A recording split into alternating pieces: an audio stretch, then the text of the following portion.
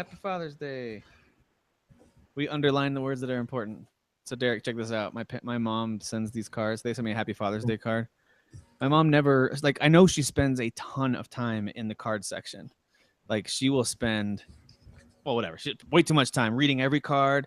She'll get all teary eyed once she finds one that she thinks is perfect, and she'll send it to the person, and then she'll just simply write "We love you, Mom and Dad," and she'll underline the words that she thinks are important. That's what my grandma does. Well, she's dead now, but that's what my grandma used to do. He said that's what his grandma used to do too. Yeah, because it gives extra meaning to something that someone else wrote. Whatever, it's fine. She's saying the other words are a lie, but those words. The other words are the words that are not underlined may or may not be true. That's one way to look at it. That's a negative way to look at it, and I like it. Who is your daddy? I am your father. You fathers will understand. My father taught me many things. I got an idea. How about you all sit there quietly while I make dad noises? Holy crap! E3 is over now. Well, no, not really. But by the time you listen to this, it's over. Yeah. E3 2017 is finished, and as far as we're concerned, recording kind of towards the end of the week. There's still I think there's still another day of E3 left, but most of the big news is out there. If we missed something, our apologies, but there's lots and lots of stuff to talk about. So we'll go through it as quickly as we can. My plan is not to do a double record and split it in half, so we'll see if we can't squeeze this all into one episode. It depends on my co-host, Derek Teague. Do you think we can do this, Derek? I think we can do it quick just because I'm really tired.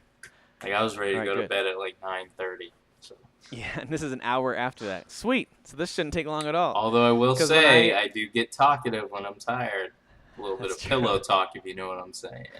I don't even know what that means. I don't know what you're saying. I can confidently say, despite the rumors started by your own wife, I do not know what you're saying.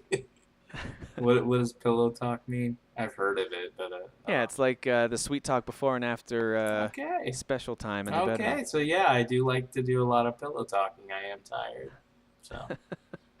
Congratulations. Actually, it might have started out as like the terminology that they use for nurses talking to their patients, but I think it's much more of like a sexual innuendo now. Whatever. Yeah. I don't know anything. Derek, don't ask me stuff.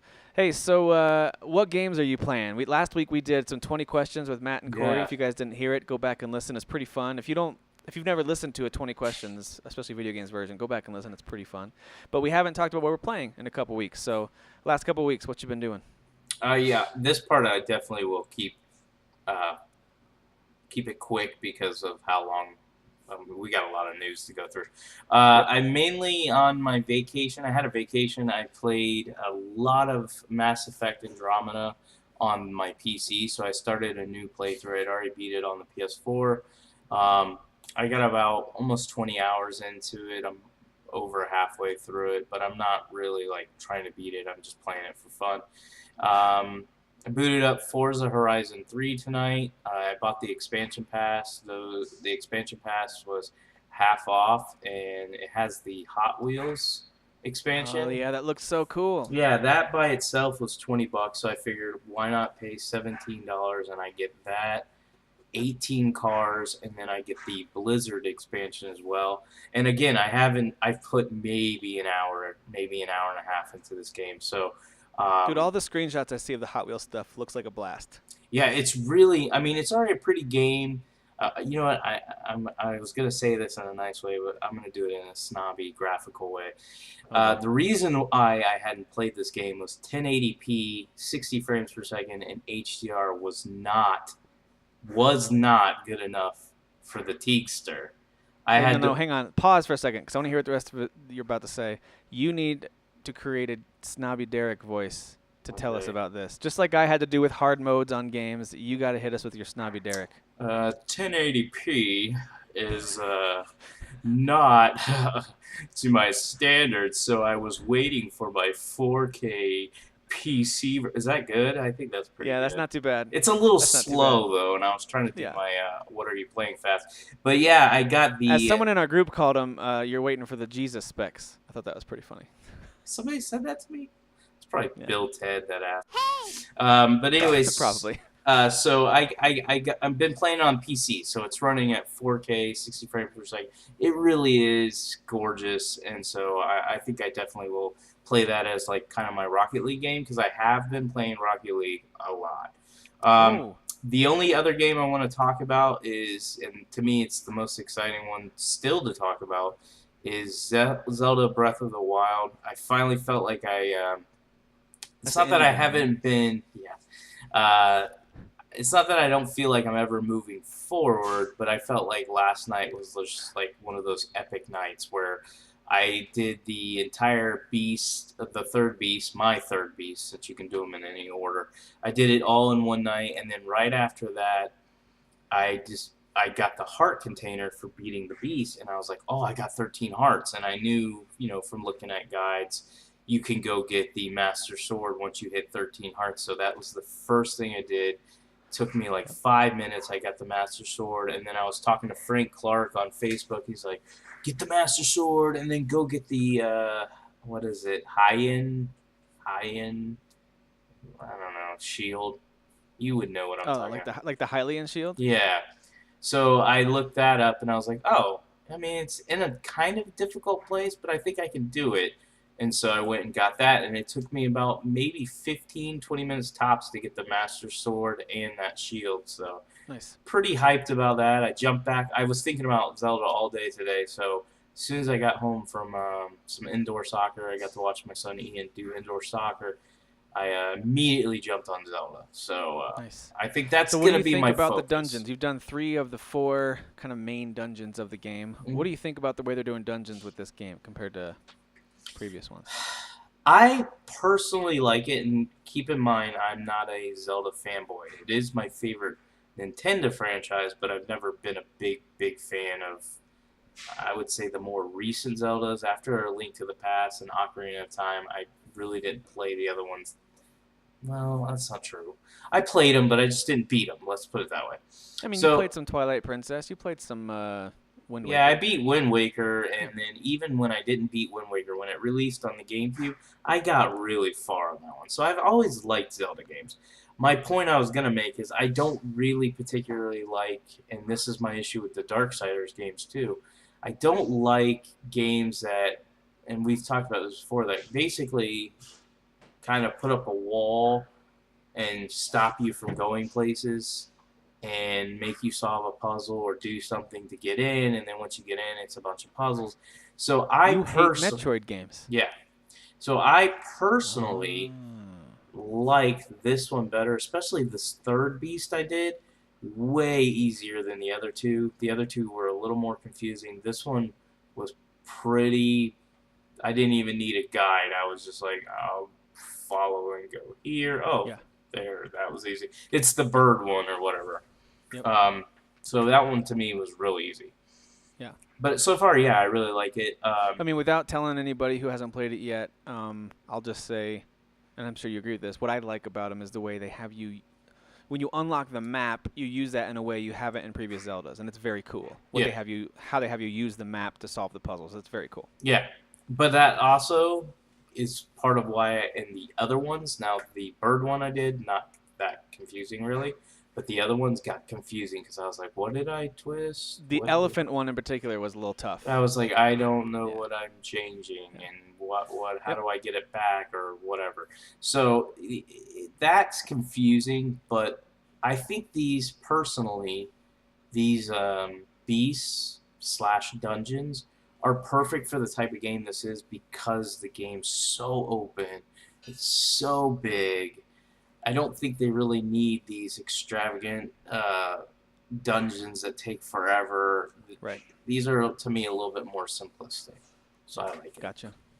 Anything else you're playing? Because I want to transition right into Zelda if you don't have anything No, else. not really. I mean, I haven't. I was playing Prey, but I already put on Facebook. This was like a week ago. I kind of stopped because I was trying to beat it on my vacation, and I don't know. It just got a little frustrating. It's a very frustrating game, and I don't have a good sense of direction, so it's really not a good game for me. But I did get 13 hours in. I like the story. I wouldn't say you can like the characters. There's nobody in the game except you. but the people that talk to you and you interact with through like voice recorders and stuff like that, they're all interesting. But the combat's really not for me right now, and the lack of sense of direction, which is my fault. I'm not blaming the game. That makes it even more confusing than I really think the game was meant to be. It makes me not really want to play it, but I will eventually beat it. I know I will. Yeah, one of us has to, because I'm probably not going to, and we gotta. But be see, able you to know have what? some- I think you would like it as somebody who I love Really? Dishonored. I didn't love Dishonored 2. I think you're gonna love Dishonored 2. I know you like Dishonored. You like the more stealthy, thought-provoking, I guess you could say, games. Where I'm more of the guy who's like wants to push the door down with my leg, kick it down, and like shoot guns and rocket launchers. I think this game's more your style because yes, it has guns, but they really do make you rely on your powers, and you really have to think things through because you are very, very limited on ammo. So I'll just say Interesting. that. All right. Well, maybe I won't totally throw in the towel on that one, because now you've kind of piqued my interest a little bit. I didn't realize stealth was that big of an element. I don't know if it's really stealth as much as it is thinking. Like, you can see a mimic, you'll know that the mimic's real powerful because you'll scan it, and then you have to think, should I just run in and use my last 3 shotgun bullets, maybe drain it and then, wrench it to death? Or do I not use the shotgun bullets at all, so how do I kill this thing? Or how do I get by it? That type of stuff. Yeah. Well, I've discovered that in one of the games that I'm playing that I really heavily lean towards stealth over just kicking the door down, like you said. Because right now I'm playing through that expansion for Wolfenstein, The Old Blood. And very cool game, by the way. Great standalone. I guess I always thought of it as like a few extra levels on the New Order. But no, it's a complete standalone game experience. Tells the story leading up to the New Order.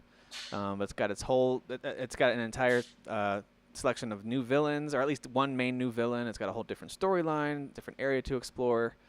It's really cool. But if you know anything about Wolfenstein, you know that you can stealth your way through it, unlike Doom, where Doom is you have to bust in and you have to keep moving and jumping and teleporting around the stage to survive. In Wolfenstein, you can do a really good job of stealthing through many of the areas, maybe not all. That's the parts of Wolfenstein. Now, I didn't play the Old Blood. Well, I played like the first, I think it's like even the very beginning of Old Blood, you have to stealth an area. And I was like, no, I don't want to play this. And I just stopped. Yep. Because kind of that like an was the escape one sequence. thing. But then I after didn't that, like just so you know, after that, everything you come across, most of the areas you come across, it's up to you to stealth through or to go in guns blazing. Because once you start picking up weapons, then all of a sudden you've got an arsenal. And it's really cool, by the way. Loving that game. I'm on chapter 5 out of 8. It's not a super long game, but I really, really am enjoying it. Okay. Getting excited for the sequel. We'll talk about that in a little bit. You talked about Zelda earlier. I actually was able to finish that this week. I was delaying it just because I like it so much, but finished it off. And it's interesting that you talked about the dungeons being a nice counterbalance to how open the world is, where the dungeons are very focused and you're in a very confined space. You cannot climb every wall. You have to play by a new set of rules within these dungeons, right? I mean, that's fair to say. Yeah. And then out in the world, it's much different. What I like about the way that they built this Zelda game, because at first I had a few moments where I was like, I miss the old Zelda dungeons where you have these massive caverns to go through. You have to get a certain number of keys to open certain doors. You have to unlock the hook shot or whatever else. There's these items you have to unlock to progress through that level. Yeah. Kind of like what you talked about, Metroid-y a little bit. And it's a very distinct Zelda pattern to each of those games. And this one's very different because now you've got these shrines, 120 shrines, each of those, some of them being just straight up combat shrines, but many of them being puzzle type shrines, almost like dungeon rooms that were taken out of a dungeon and set in their own little area. And you have to solve that to get one of those spirit orbs. And I really liked, the more I thought about it, the more I enjoyed that they did it that way, where you get these small little bite-sized puzzles instead of getting stuck in one dungeon for hours and hours and hours and hours. So it was really interesting the way they did that. Each dungeon is basically like the build-up to a boss fight, and the boss fights aren't amazing. The final boss fight, though, I did like. I won't say much more than that. Let me ask one question.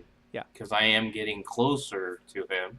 Is it difficult? Like, is it a difficult boss fight, or is it just unique? If you're gonna complete all of the dungeons, then no, it will be very easy actually.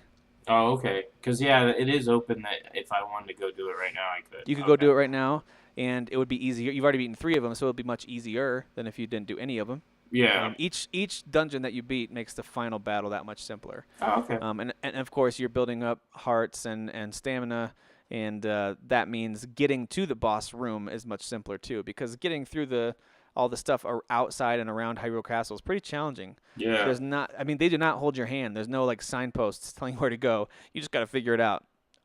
So anyway. And it wasn't until the very end of the game that I realized the pattern of those laser shots from both the Guardians as well as during the final boss battle. You have to be able to deflect it, and it sounds like you already know how to do that. It took me forever to figure out that timing, but there's a very big tell when they're about to fire. It starts to charge up, and then there's this little like shine, and it makes this... It makes a noise. It makes a shimmer noise, like right before it's going to fire, and you just have to hit your deflect right. As soon as you hear that, you hit deflect, and then it will that'll be the right timing. So, and it feels good when you nail it. So anyway, so there you go. Beat But Zelda. I will say Fantastic this. Well, congratulations, by the way, because that is a big game, and it's definitely one I will finish. But I will say this, like even when I'm fighting Guardians, like I discovered how to do that in the beginning of the game. So if you're just fighting one Guardian, it's not a big deal. But when you have like 2 or 3 of them locking on you, and you've got all this crap going on, it becomes crazy. Like I can't even focus. It's one of those situations where too much is going on at one time, and they easily start blowing me away. And then if you mess up, like if you're holding your shield out and you don't deflect, it like incinerates your shield. So Yep. you do not want to screw up. It's not easy. And just so you know, just prepare yourself as you're traveling into that final boss fight, as you're kind of going through the castle grounds and into the castle. They have plenty of spaces where they have set it up where you're going to have 2 or 3 at least locking onto you at the same time. So you have to be very agile, running, hiding behind walls, climbing up areas that normally in these games they give you a path you have to get through. Obviously in this game, it's, hey, a lot of the cliffs are covered with that nasty black blob stuff you can't climb, but lots of them are open. So you just got to figure out how to get through it. And it's good. It's really, really good. Very satisfying ending. I loved the way it wrapped up. I don't know that I can say it's a great story, but I do think it's better than many of the stories in the Zelda games. But it was really good. Did you do all the memories? Most of them. I think there was still a few left that I didn't do. I'm assuming. Well, you know what? I'm not going to say anything else about it. I don't want to spoil anything. There's a few things from the trailer. Let's just say that I haven't experienced yet, that I think must be in memory. Yeah, Frank was saying that if you don't do all the memories, you don't get the true ending, which I'm guessing means there's more to what you saw. There's more that you miss. Well, maybe I should go back and I only have a few left. Maybe I should go back and grab those and then beat the boss again. We'll see. Yeah. We will see. All right. So I beat Zelda. Oh, and lastly, I finished Nier. Is it Nier Automata or Automata? Which one is it? I think you can say it anyway. All right. Nier. The second Nier game. So I beat that game. There's 3 different kind of playthroughs. I really think of them as 3 chapters. Like they make it look like you beat the game and you can do a new game plus from a different perspective, and then you beat that and you can do another new game plus from a new perspective. But now that I've played all 3 kind of chapters, they really are just 3 acts. And the second one How many happens hours per act? maybe. Well, the first one took the longest because I do more exploring and more side quests, and the other 2 I really just mainlined. I would say average about 8 per 7 maybe 7. So if you just mainlined it, it would be about 7 to 8 hours per playthrough. Yeah, maybe even less. Maybe even a little bit less if you really went for it. Because I allowed myself to kind of explore a little bit, especially that first playthrough. Okay. So, but I'll say this. I liked it the first time through. It's a fun game. Lots of cool action. Platinum Games knows how to make action. Second playthrough was that same storyline from a different character's perspective. Very interesting, but very repetitive. I remember thinking, I just saw this. These cutscenes are the same. These moments are the same, and maybe there's a little bit different, and the way you fight with this character is a little bit different, but I didn't love it. I thought it was interesting, but I didn't love it, and I kind of felt like, is that what the third playthrough is? Just another character's perspective? And no, third playthrough picks up at the end of that storyline and then continues, and some crazy stuff happens. And I loved what they did with the third act. It was very sad. It's not a very happy game. It's kind of like a very serious anime maybe miniseries or movie. So I loved it. I highly recommend it. If you like action games, if you liked Bayonetta, if you enjoy those kind of fast-paced, you have to be really quick on your reactions with dodging and jumping and shooting while doing your special moves, and then in certain cases hacking, and there's lots of different things you have to figure out how to do while maintaining your health with different items and boosting your ranged attack with other items. It's very fast-paced, very fun. I really, really liked it a lot. So, yeah. And I know Jesse will be proud. He liked that game a lot too. So I highly recommend it. If you have access to it, or if you see it on sale, grab it. It's a really, really fun game if you like anime and anime-style stories, or if you just like action games, and especially if you like both. So there you go. I highly recommend every game I talked about tonight too, except maybe Prey. Depending on the person, I guess, huh? Yeah. Yeah. That one's a little bit more depending on who you are. Yeah, cool. All right, well, that's what we've been playing. I'm going to keep going through Wolfenstein. You've got me my interest peaked a little bit on Prey. Maybe I should try that one, keeping in mind that there's a wide variety of ways to approach things in that game. But I also do want to go back and finish Dishonored 2. It's one of the biggest 2016 games that I never got to. And then, of course, there's always Mass Effect Andromeda. So who knows? I'd rather you play Mass Effect Andromeda. I am serious when I say it's... let's just say Zelda doesn't have it locked up. And that I actually was talking to Jesse White and Rob Rinaldi, because both those guys are huge Mass Effect fans like me, and Jesse really liked Andromeda even before I did, because I was kind of disappointed at first, but he loved it from the get-go. And Rob has absolutely loved Andromeda. He loves the original trilogy, and so I actually said to him, I'm considering it. I'm not saying it is. I'm considering, with all the fun I'm having with Andromeda and the many, many hours I've put into this game, I'm already over 70 hours with my 2 playthroughs. I would say it could possibly be my favorite Mass Effect game. Like, you just have to eliminate nostalgia and just say, this game does gameplay so good. The worlds are so much better. And I even like the characters. I even like the story. To me, they did nothing bad. I feel like a lot of the hate it got was over-exaggerated. Yeah. That's what I keep hearing. And speaking of Jesse, I know that he really loves Nier, and I think he even puts that above Andromeda. No matter how much he loved Andromeda, I think Nier was his Well, favorite, so. While I brought Jesse up in a respectful way, he knows I think his opinion. Hey!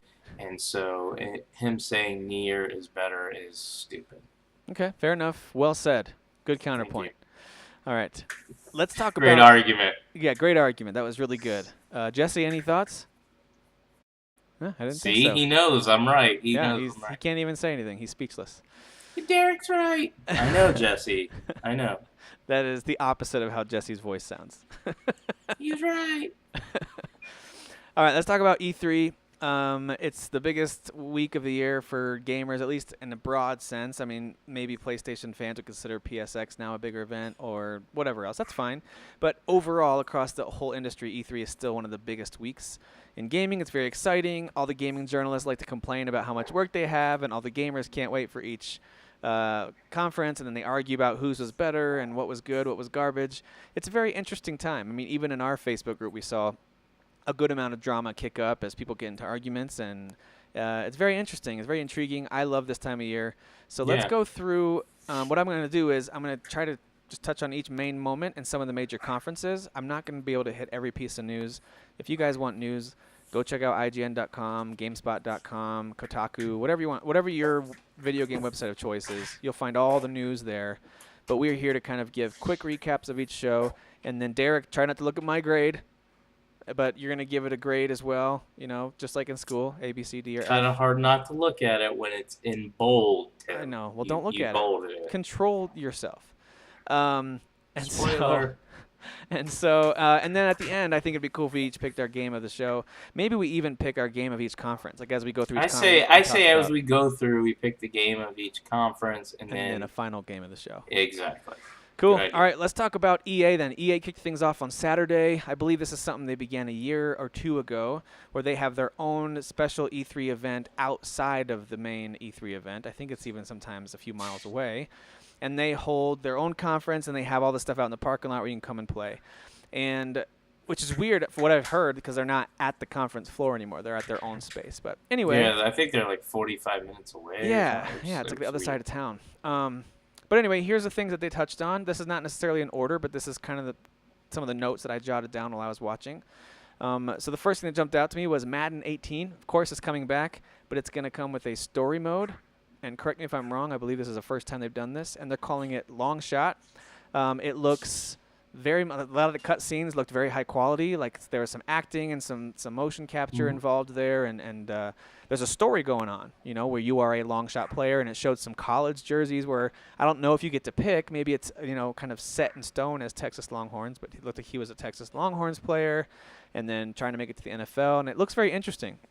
So that kind of intrigues me a little bit, although Madden, I've kind of fallen off Madden. I got really excited at first, and I know our friend Russell Breimer can attest to this. I thought for a second it might be NCAA because I saw college jerseys, but that all came crashing down. I will say Madden in the NBA 2K games, they have their story modes, and you can play. They have like 10 or 12 college teams. And so when you start out your story mode, after you get through your high school games, you can pick your college. I'm hoping that's what they do here, and obviously I'm hoping University of Michigan's one of those colleges.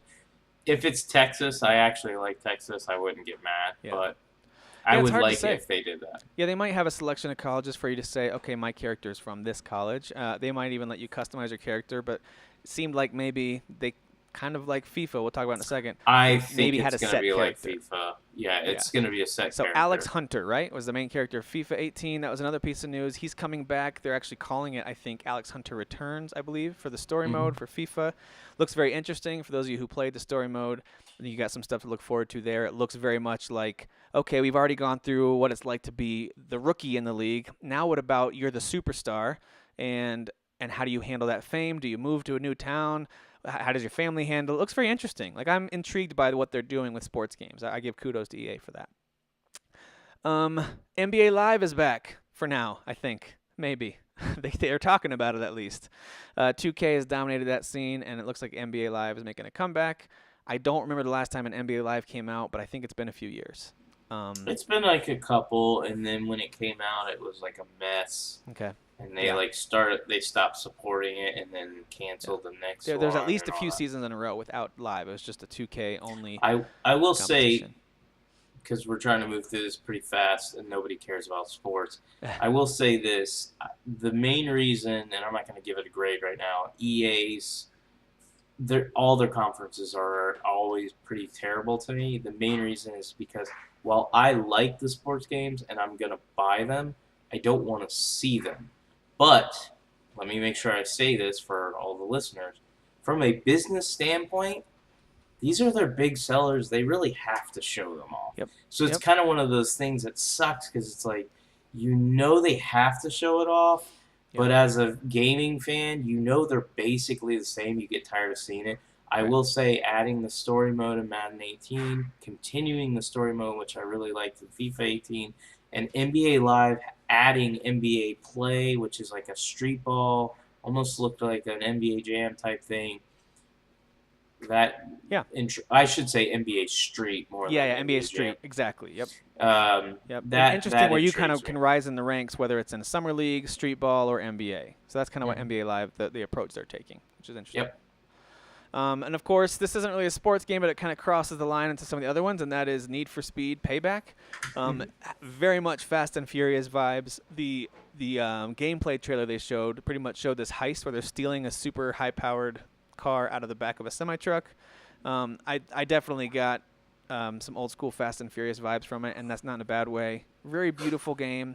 As many, driving and racing games Burnout too. Are. Yeah, some Burnout style, kind of slow-mo, crashes, that kind of thing. It looks pretty sharp. So Need for Speed Payback has some potential to do something special this year. Again, not a racing fan, but it intrigued me. I was like, that looks like it could be fun. If it's like heists and chases like that could be cool. The guy that was even playing it was like calling them takedowns, which is from Burnout. So, I'm pretty sure I wouldn't be surprised if he worked for Criterion. There you go. I think they're helping out with the game. Yep, there's definitely some influence there, without a doubt. Yeah. One of the most exciting things from this show to me was that developers of Brothers, the super emotional game. You and I have talked about this game a few times. It's one of the few indies that you approve of. Yeah. It's one of the games that we talked about in our most emotional games conversation. Brothers: A Tale of Two Sons, fantastic game. They have teamed up with EA to create a brand new IP, a new co-op game called A Way Out, where you are two prisoners, and it's a couch co-op game, and there was some confusion about this, but I've read online since it's been confirmed. It's also an online co-op game, because that would be crazy if it was truly couch co-op only. But it's online co-op, but you have to play co-op. So you can't just do this one player, because the screen is split in half, and each character, one of them has been in prison for a while, one is the newcomer, and they team up to, of course the game's called A Way Out, to find a way out. But from the trailer, it looks like there's more happening outside of the prison, too. It looks like there's some escape sequences and jumping over, these cliffs and stuff like that. So there's some interesting things happening there. I think it looks very interesting. I'll be curious to hear what the critics say about it before I, dive in head first. But I am very interested in it. It looks like a cool idea. A Way Out. I mean, I wanted to like it, but overall, it was mad to me. And I was really surprised by a lot of the people in the group hyping it up, acting like it was an amazing game. I was like, it's got a cool idea, but at the same time, it's let me say this. It's kind of infuriating to be forced into split screen, but I actually did listen to the guy as he was talking, and I understand why he's forcing you. I'm talking about the developer. Correct. Why they're forcing you to do split screen, because it's a different style of co-op. It's not like co-op like Gears of War where you just run in and start shooting things. Yep. It's you literally Each have character to be able depends on the other. Yes, you have to be able to see, if you and I were playing together, I'd have to know what you're doing because it's going to impact what I'm going to do. You and I have not taken a dive into like streaming, like doing Let's Play type stuff. This could be one of those games that would be a good place to start for us to actually like stream that. From our house? From our house that we share together. Yes. Yep. Our condo. I'm going to wave, and my hand's going to come into your screen. Here it comes. LA condo. There's Tim. There it is. Okay, so A Way Out sounds cool. Here's why I think people were hyped. There's a few reasons. It's got a few things going for it. It was the first new IP shown at E3 2017. So it was the first conference, and it was the first, it's something new. Oh, it's developers that are well-known, and it's kind of, well-known-ish at least. So it had that going for it, and that got all of us, including me, excited. So I'm not saying it's bad. I just don't think you. I think when it releases, I'll be honest with you, I think it's going to bomb, and you're never going to see EA support this type of stuff again. You could be right. I hope that's wrong, but you could be right. They spent about 30 minutes of their conference on Star Wars Battlefront 2. They talked about they had the actress who's playing the lead character come out and do a lot of talking. She was very much in character as she talked about the game. It was interesting. I found her to be a little bit annoying. A lot of people liked her. That's fine. I liked her. She was hot too, so but they talked a lot about multiplayer. So at first it was a little bit single player, and then it went full bore multiplayer. They showed us what it looks like to play. They showed some matches. They even had some commentators talking about the matches. They played through it for a long time. I felt very early on in that demo that I get it. I see what this is. It looks fun. I don't think I'll jump in like I did last time around. Again, until I hear some reviews on the single player experience. That's really all I'm super interested in, is what's that single player experience like. Because I want a really great single player story and campaign and some fun gameplay. And then I can always have that option of, some friends are playing. Maybe I'll play a few matches. Because all I did last time was, some friends are playing. I'll play a few matches. And then I was done with that game. So. And very lastly, we'll talk about this with the Xbox one too. They teased their new IP from BioWare. This, I think, was a great way to close their show. I think it brought their grade up, in my opinion, and that is Anthem. This brand new IP coming from BioWare. The only reason the grade isn't higher is because in the moment, in that conference, they didn't show anything other than a concept type of trailer. Here's the environment. Here's a big kind of creepy creature. Here's these guys in these mech-looking suits. And it's called Anthem, and that's it. That's all you saw. So overall, give me a quick lowdown of what's your favorite game from the EA conference and what's your grade. I'm not gonna say it's Anthem just because I didn't get hyped for Anthem until I actually saw it. So we'll talk about that soon. So it's pretty easy for me. My favorite was Need for Speed Payback. I think it looks amazing. It's my style of game. That's why I like Forza Horizon. That's why I like Burnout. I like those fast, arcadey, supercars. And this one's going to have, I'm pretty sure it's going to continue the trend that they've been doing with Need for Speed, and that's trying to add a story, give you a reason to care while you're driving around this world. Yep. It's open world, which is awesome. So I'm for it. It looks awesome on day one for sure. Okay, my pick for this conference is going to be A Way Out. I'm with you. As soon as I saw the Anthem trailer, I thought this could be cool, but we'll have to wait and see what more about it. So A Way Out was the one that got me the most hyped. Again, possibly because it was the first new IP they showed right there. We got to see what the gameplay looks like. The co-op looked like it could be fun, and I love the game Brothers, so I just kind of have trust that it's going to be. Even if the gameplay turns out to be just okay, I feel like there's going to be some real emotional moments. And the trailer kind of gave some of that away. There's going to be some emotional stuff in there. So A Way Tim, Out was my game of show. I have no idea what you're going to grade this conference. What score did you give EA? I give EA a C for this conference. It would have been lower. It probably would have been a C-, maybe even a D+ if it weren't for the way they finished it out with Anthem. And honestly, the shot that they're giving to the Brothers developers to make A Way Out kind of boosts things, in my opinion. I'm not saying that it was flat out bad, but for it to be an E3 conference and so much of it was familiar, so much of it was sports, to me kind of brings it down. But C, I think it was a overall, to me that's just below really solid. It's just below solid, right around average. I will say this, when I watched the conference, and this is something we're not covering here, and I'll just say it now when I give the score.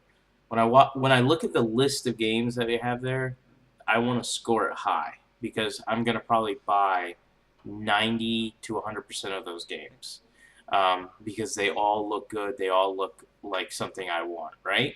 So if that's the case, it should be a high score for the conference. Again, I say what I said earlier, sports games bring it down for me, mainly because I already know about them, and they're just not fun to show off. Exactly. The other thing that we didn't talk about is the overall, just the presenters and the presentation of the conference was terrible. Good call. Yeah, I meant to mention that. The best part of the conference was the Star Wars lady, not just because she was hot. I actually found her not to be annoying. I thought she actually seemed like she was acting, but still sincere at the same time. It's weird. I don't know how I could read that, but that's how I felt. And so I was like, I kind of like you. You're not annoying. Once it went away from her and they kept showing the Battlefront, and I was like, oh, it's just multiplayer. I don't need to see this. Not because I'm not interested. I'm a way more interested in the Battlefront multiplayer than you are. I enjoyed it. I played a good amount of it. So I'm gonna play it again. But overall, the presentation was pretty terrible. I'd give it a C+, and that's only because it had games that I cared about. But other than that, a lot of the other garbage was just a waste of time. Okay. Well, then the next day, Sunday afternoon, we had Microsoft's conference. So it was really, in most of our minds, this is when E3 really began. EA was kind of nice. There were a few surprises there, but Microsoft is when it all began. So let's go through the announcements. Well, we don't have to go through it. I'm an Xbot, so it's an A+. It's actually an A++. We're going through it. Here we go. We can't. It's already A++. It's already A++. I'm ignoring the bot. They kicked things off. They didn't even pretend like they were going to make us wait. They jumped right in to talk about their brand new console, formerly known as Scorpio, now known as the Xbox One X. Available November 7th, and they revealed later in the show it's going to be for $499. So $500 will net you the highest caliber console on the market. That is comparable to a lot of PCs I've heard range anywhere from $800 all the way up to $1,200. You could get something kind of comparable to what the Xbox One X will be. But this, again, is a console. It's not a PC. So there's lots of maintenance you don't have to worry about. There's advantages to having a console. So there really is. All that being said, they revealed it. They talked about the specs and the teraflops and the 4K and 60 frames per second. They talked about all the things that people like Derek want to hear when it comes to the tech. It's a technical marvel. It's impressive. I undersold it at first. That first day I was like, this doesn't sound that much stronger. When someone actually, I think they told me about it, and then someone actually sent me a link to the breakdown between the two. I was like, wow, this is significantly stronger than the PS4, even the PS4 Pro, but definitely the PS4 and the Xbox One. So it's pretty impressive what they're going to be able to do with this system, and to allow you to continue to play all these same games on your old Xbox One. I have some respect for what they're doing, even if I myself am not 100% sold on buying this thing. That's a pretty big investment. I do have some respect for it. I'll get your thoughts on that in just a second. Let me just go through some of the announcements real quick. Of course, the game they show off with it is Forza Motorsport 7. I think that was a mistake, but I understand why. I think it was too. By the time they got to the next game I'll mention, and I'm not joking, I looked at the time, it took about 19 and a half minutes for them to get to anything that was not talking about specs and the new console and Forza Motorsport 7. They spent way too much time on both of those things. Yep. But then all of a sudden my interest was piqued because they had a few games in a row that made me sit up in my chair that I was very excited about. First one, a new game in the Metro series. This is a series that I have very little experience with. I'm familiar with the setting. I'm familiar with the gameplay. I tried the first one for a little while. It was okay. Some people really love those games. Metro Exodus, no release date yet, but it looks beautiful. They showed this thing running, I believe, in a PC that has the same specs as the X will have. So it's going to be fairly comparable, apparently. But my goodness, that was a pretty game. At first, it was very dark and dreary and very Metro looking, but then they opened it up to this village, and you kind of ziplined down and did some battling there with this massive creature, and you had this crossbow, and oh my goodness, that game looks really pretty. I highly recommend Metro Last Light. I think both games are good. I beat both of them, and they're good because they have a good story. But gameplay-wise, world-wise, Last Light really stepped it up, and so I can honestly say I'm really excited for Metro Exodus. And it's post-apocalyptic Russia, right? That's the setting for those games, basically. Yeah. And then they moved right into Assassin's Creed Origins, which is, of course, Origins, not Oranges. Origins, which is releasing on October 27th across most major systems, not the Switch, unfortunately. And they've got Ubisoft style. They got tons of different versions. Here's your basic, poor person version, and then they build up from there, legendary and special and collectors and whatever else. That comes out October 27th. Looks really pretty. Looks like they're taking a few pages out of the Witcher 3 playbook, honestly, with the way that things looked as you rode through your horse in town and as you got into some battles. I got a little tiny bit of a Witcher vibe. I don't know if it'll feel like it at all. Just I had a few moments. Like people kept saying it has like a Dark Souls vibe. I'm like, not really. And they're only saying that because it looks slower than what they're used to with Assassin's Creed, but I would say it's closer to The Witcher. Yeah. It's definitely not I have as heard hard. that the combat's a complete overhaul, so that remains to be seen what that really feels like. But that My question is, because they did this overhaul with the combat, they're going to have boss battles, all this stuff. It makes me wonder, are they getting away from the stealth assassin deal? Yeah, maybe. I mean, are you just like this badass who just walks from town to town? But I don't know, you had an killing eagle that could let you mark everything, and he was hiding in the bushes and taking guys down silently. So I think the stealth part's still a big piece of it. But they wanted to show us combat, I think. I think that's why we saw so much of it. It was good. All right, I'm going to kind of move through some of these pretty quickly here. They showed some games one called Code Vein. Looks like a really cool, it's a Bandai Namco game. It reminds me of like Nier meets Dark Souls a little bit. Dragon Ball Fighter Z, or Fighters, I'm not sure. That's a fighting game, very, very pretty anime, cel-shaded style game, if you like Dragon Ball.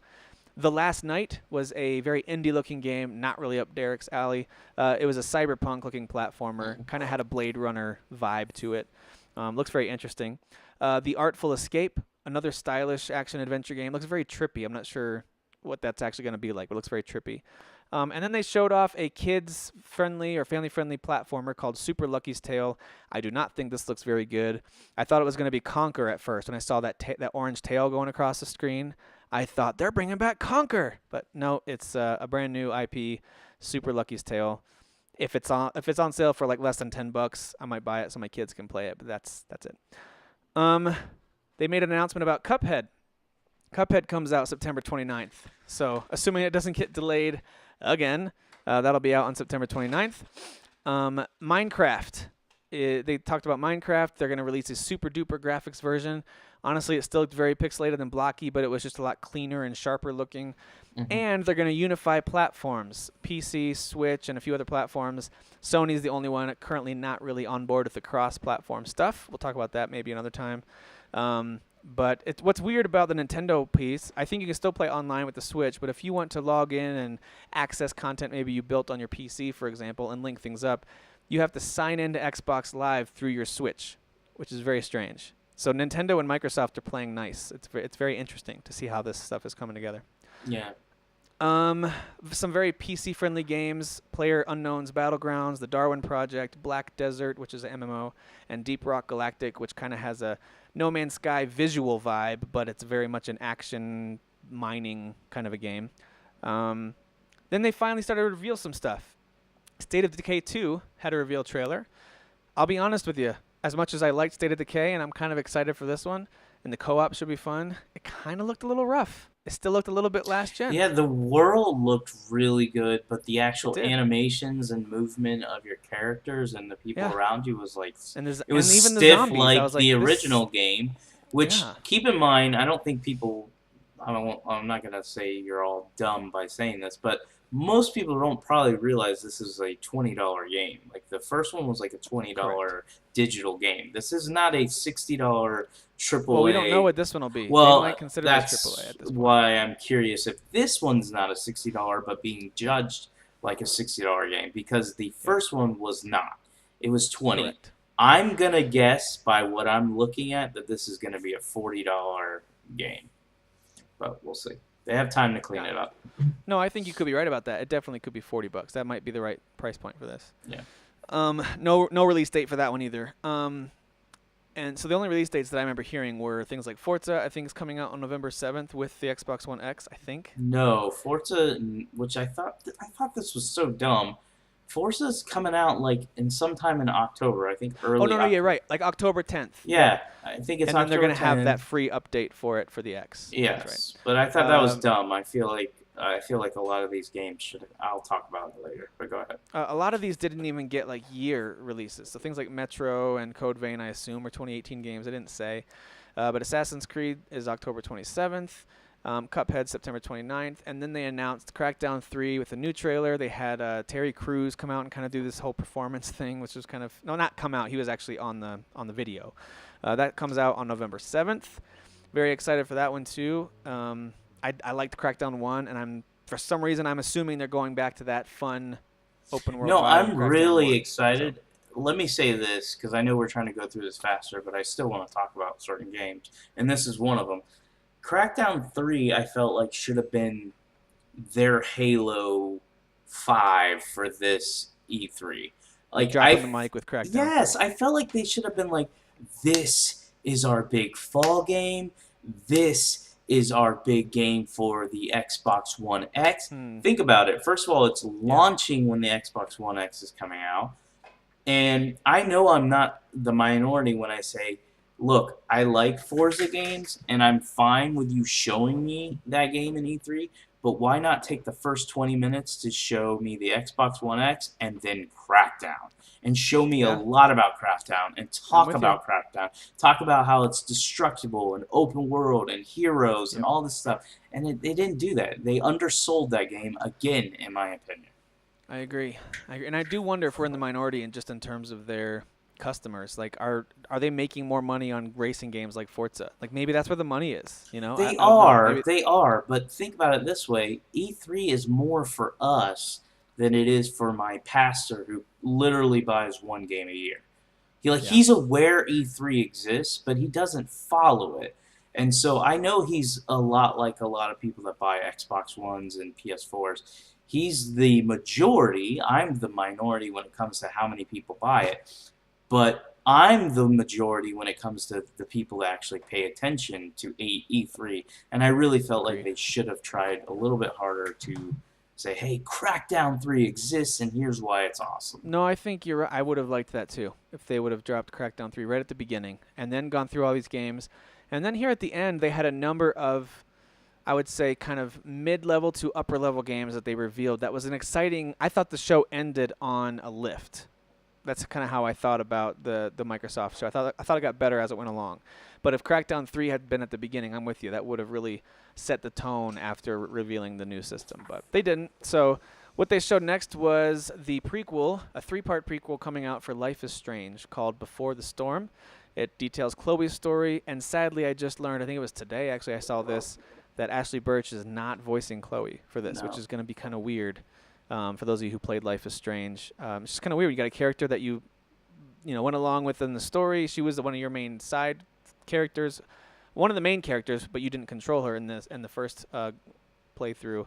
It's kind of weird. That's going to be a different person's voice, but whatever. I'm still excited for it. Don't Nod knows how to make some intriguing stories, so we'll see what happens. Well, it's not Don't Nod. Don't Nod's working on Vampire. That's right.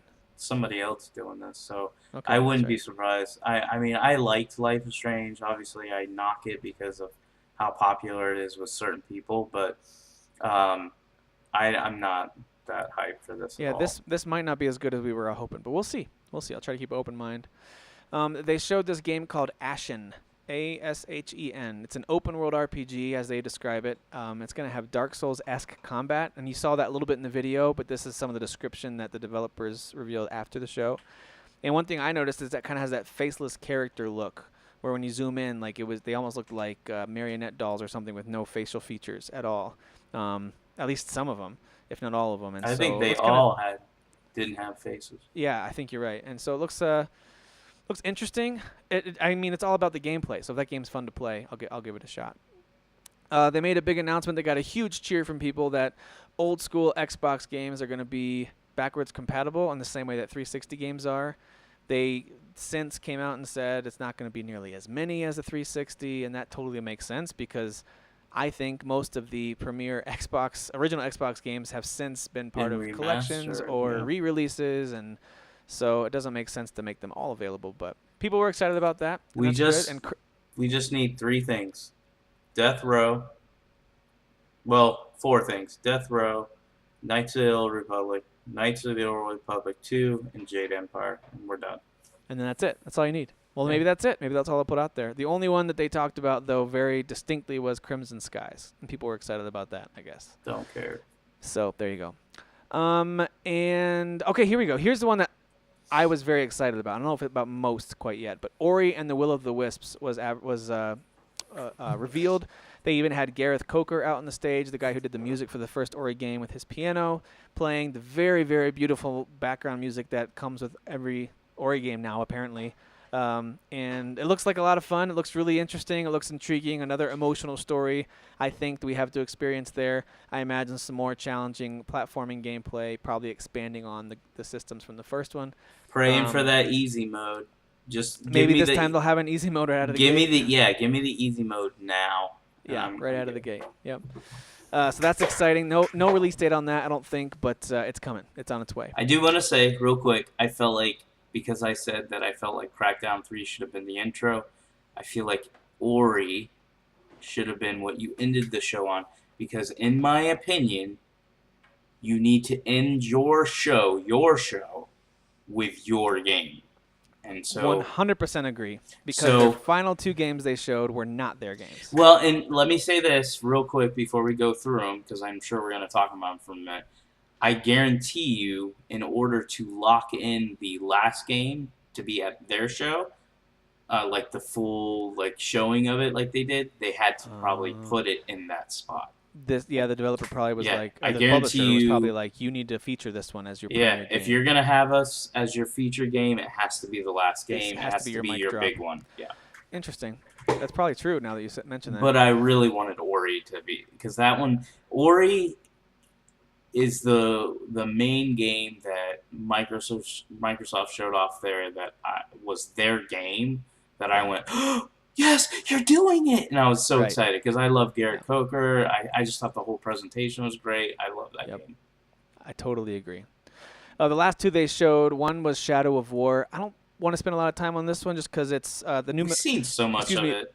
The new Middle-earth game, they've shown a ton of stuff about it. There's all sorts of gameplay videos out there. If you're listening and you want to hear more about Shadow of War, go check it out. I love Shadow of Mordor. I can't wait for Shadow of War. It looks like it might be overcomplicated, but I'm trusting that it's going to be a fun strategic system in addition to the awesome combat that they've already had. The one thing I will say is they introduced this giant orc named Bruce, and he sounded, I'm pretty sure it's the same voice actor, it sounded like him, who did the voice of Bruce the shark from Finding Nemo, which I thought was pretty funny. And people on Twitter, of course, are picking up on that pretty quickly too. But anyway, it looks like there's more personality than we thought in Shadow of War, and also just a much grander scale in terms of building actual armies and totally taking on forts where you actually send your guys and platoons into different areas to attack, and looks very interesting. I just hope it's not overwhelming. So, Agreed. Shadow of War. But yeah, I'm real excited. Yeah, Shadow of War comes out October 10th. Okay, so October, by the way, jam-packed, absolutely crazy. And then lastly, Derek, I'll let you talk about this one. This was your jam right here, and I am very excited about this too. What was the last game they showed? So they showed off BioWare's Anthem.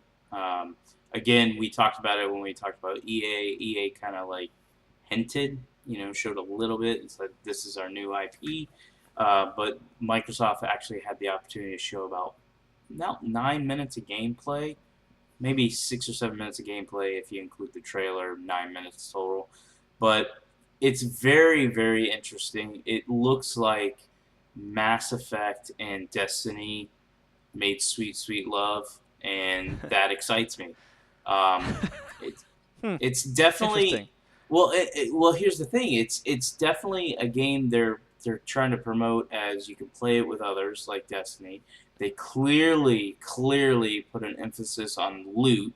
When I think it was the girl player was like, "Oh, please give me this good gun, please, please, please," and then she got it. That type of thing. And then they were also trying to show that you could play it by yourself as well. So, my brother, I think it was my brother, one of the Facebookers today for Vodka Group, shared that the Mass Effect 1 and 2 writer, and he's also written books for Star Wars, is writing the story for Anthem. I mean, it just sounds like, for me, on paper, the perfect game. It's combining my two favorite franchises, and it's by my favorite developer. So. It looks gorgeous. It does. I was watching the YouTube stream, which I'm not sure how high resolution that goes, but I was watching it on my 4K TV through my PS4, and for whatever that's worth, it looked so good. It looked so good, and like you would jump out of the off of this cliff basically, and you see this giant like lush rainforest below you, and then you activate your jetpack and you go flying, like you become this jet, and then you can hover, then you can land and take on enemy. I mean, it was so pretty looking. So I'm very excited for Anthem as well. I'm excited to hear more about it. It looked like a very strong emphasis on third-person action shooting. So for those of you who are wondering, and I'm assuming lots of RPG elements too. It's BioWare. It's going to have RPG elements to it. But it looked like there was a heavy emphasis on, the third person. I don't know about cover based, but probably, and then action third person shooter. So look good. It looks great. I'll give my grade for this show first. I thought Microsoft started out a little bit weak, but it got better as it went. I give it overall a B- because I think they did a pretty good job of showing us that, hey, we still make games. We still have some exclusives. Also, the best console versions of your favorite third-party games will be on our system. So I thought they did a really solid job. I loved that. I loved seeing that Crackdown 3 and Ori, and a few new ideas too, like Ashen, things like that are coming. And of course, I'm excited for The Last Night as well. So I give them a B-. I really liked the lineup of games that they had, and I like Phil Spencer too. I think he seems like a really good guy, and I like listening to him talk about the Microsoft strategy. Phil's definitely my favorite, and again, it's not because I'm an Xbot. I appreciate the transparency that he usually has. I will say, for me, when I actually watched the show, I was actually disappointed. And the main reason why, because if you actually look at everything we just talked about, and you just look at the list, that's a good show. That's a really good show. That's a good first-party show. And the presentation was decent. Party. Yeah, and the presentation was good. So I had no issues with that. What I was disappointed about, and I said it on the Facebook group, and I'm going to say it again, is where was that one first-party AAA experience? I don't care if it was coming out until 2018, 2019, that they could have shown us to just at least I don't know, silence the haters and even the doubters of Xbox fans that are going, "Where are the games?" Well, I mean, the closest they had to that was Crackdown 3, and exactly. that I is mean, coming they this came November. out and they said, "We're going to show over 40 games, and 22 of them are exclusives." And that got everybody excited, got myself excited. And then to find out most of those aren't true exclusives. Right. They are exclusive right now to the Xbox console because they're not technically coming to the PS4 today. Right. But I can almost guarantee you 70% of those exclusives are timed and they're going to go to the PS4. So that's disappointing. Not because I don't want them to go to the PS4. It's because it's not first party, Xbox only, Xbox Windows 10 only exclusives brought to you by Microsoft. So that's where my disappointment is. Again, you give me one. I don't care if you just announce Scalebound again. You get an A. But for this, I'm going to give it a B+. I mean, if they had come out with a Scalebound, for example, like, it's not dead, or if they would have come out and said, here we go, guys, Fable 4 is on the way. You know what I mean? I really thought Fable was coming. I think I did that in my prediction. I thought Fable was coming. Something like that would have taken it, if not to an A, just below it for me. I mean, that would have raised it quite a bit. But yeah, I'll give it a B+. It was still good. It just wasn't. It was missing that. That's a really good grade. That's great. Yep. All right, so let's go through these next two quickly, just simply because they are not large, the larger conferences, and then we'll slow down a little bit for the larger ones.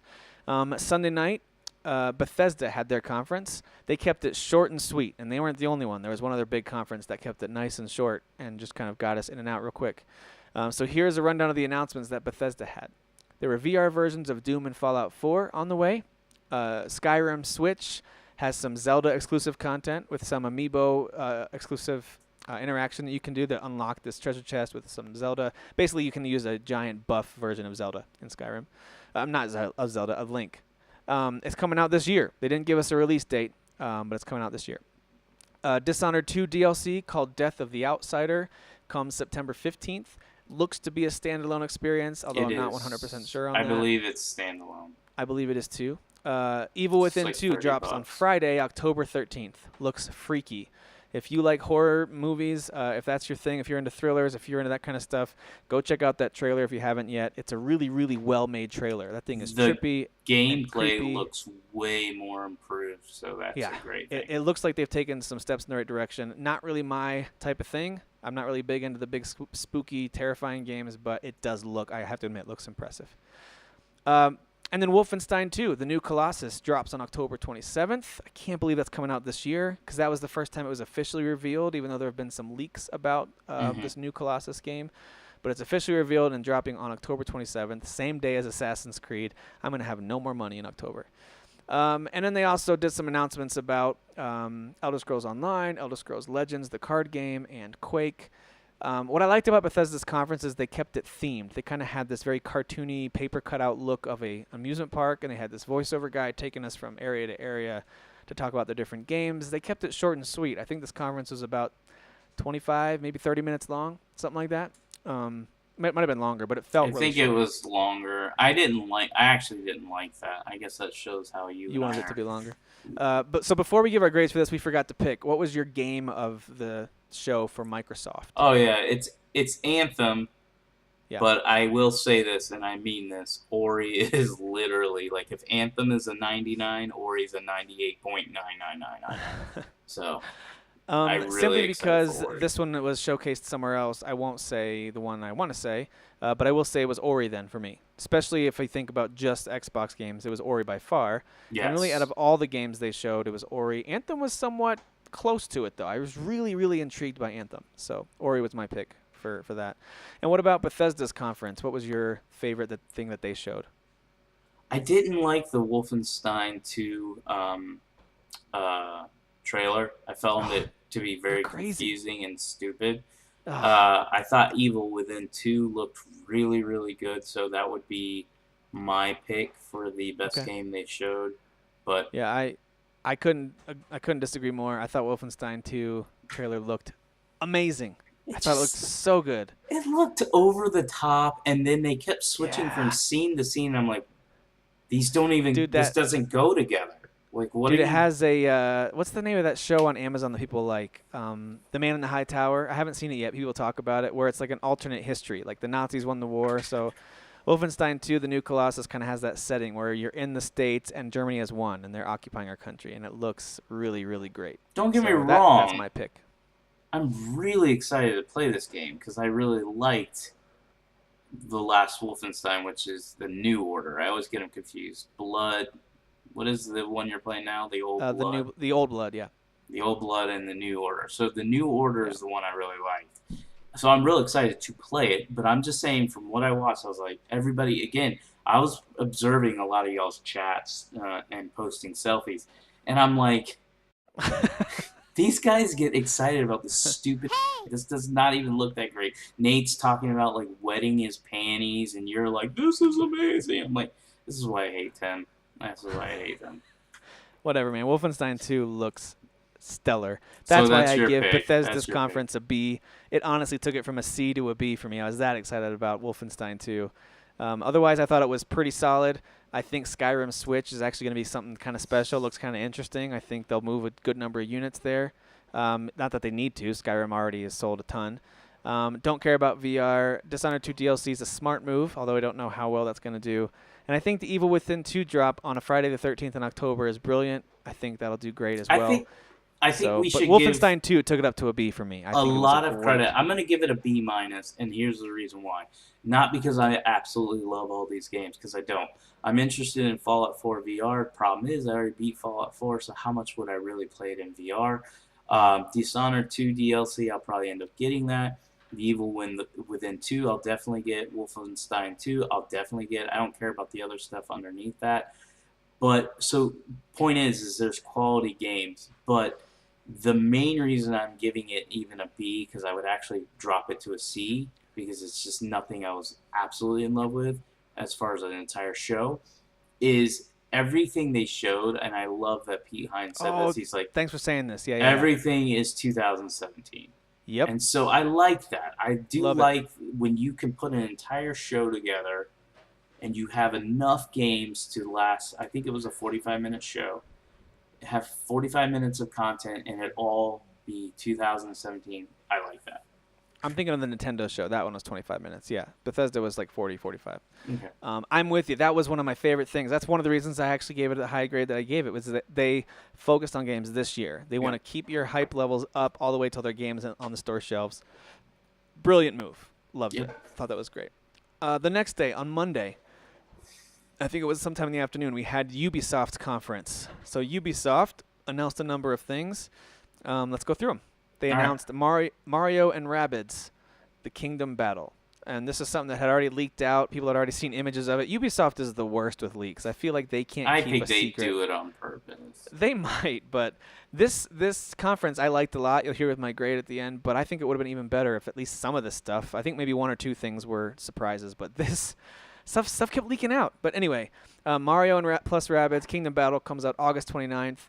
I've listened to and read about some people who have played it on the show floor at E3, and they're saying it's basically very similar to something like XCOM in terms of the turn-based, kind of grid. No, it's not even a grid style, but the turn-based strategy where you have a certain distance you can move and then attack. It's just, of course, family-friendly because it's in the Mario universe, and it's very Minions-esque in its humor. So I think it looks interesting. I think it'll be a fun one. I'm interested in Mario plus Rabbids, and it's coming out on the Switch on August 29th. I love that it's coming out August 29th. Yep. I think it's great. Sure. Great timing. Great timing. Yep. And then they, of course, even though it was already revealed during the Microsoft conference, Ubisoft went ahead and showed an additional Assassin's Creed Origins trailer. I am so hyped for this game. I can't wait. It looks beautiful. It's set in Egypt. It's how the Assassin's Brotherhood began. I'm very excited for that. They talked more about the story and why they went that direction and stuff like that. And then they had this kind of Red Bull, Mountain Dew commercial looking trailer. And everyone kind of called it before they even revealed the title. And it's The Crew 2. You can fly planes and boats and cars and all kinds of stuff. And the boats in particular, that kind of shallow water speedboat, is what really intrigued me. That looked like fun. Yeah, so if you like fast-paced, high-octane, again, Red Bull commercial-style stuff, The Crew 2 might be for you. Yeah. South Park trailer. and it finally got a release date for the Fractured Don't But even Whole. care. Don't even care. Comes out October 17th. You care? Dude, I was so hyped after last year. I pre-ordered it right after E3. Yeah. I do not care. I don't trust these guys anymore. They had so many issues releasing the first game, and then the second one, they even sat down on a couch during E3 last year to talk about how this one was so much smoother, and we were going to hit our goal, and blah, blah, blah, and releases, and now they've delayed it another 3 times. I don't care. I don't blame you. It's Get outta frustrating. here. Then they had a trailer featuring Elijah Wood, strangely enough. Frodo was back to talk to us about some new VR experience called Transference. I don't care. And then No. Ubisoft showed a pirate game, and I thought, oh, it's going to be like Black Flag 2 or something, a spin-off of Assassin's Creed. And kinda, but it's got nothing to do with Assassin's Creed. It is just a pirates game. It has nothing to do with, land, hand-to-hand combat really either. It's all ship battles, and it's called Skull and Bones.